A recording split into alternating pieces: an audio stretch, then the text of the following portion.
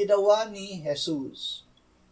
Upang tayo ay magkaroon ng buhay na walang hanggan, lubos na sinunod ni Jesus ang ipinagawa sa kanya ng Ama, na ialay ang kanyang katawan at dugo na handog sa ikapagpapatawad ng ating kasalanan.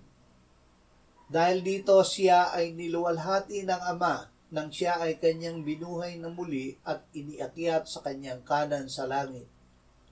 Sinabi niya sa Ama bago siya nagdusa, "Ipinahayag ko ang iyong pangalan sa mga taong ibinigay mo sa akin mula sa sanlibutan.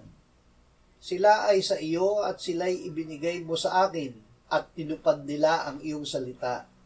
Ngayon ay nalalaman nila na ang lahat ng mga bagay na ibinigay mo sa akin ay mula sa iyo, sapagkat ang mga salitang ibinigay mo sa akin ay ibinigay ko sa kanila at kanilang tinanggap, at totoong nalaman na ako ay nagmula sa iyo, at naniwala silang ikaw ang nagsugo sa akin."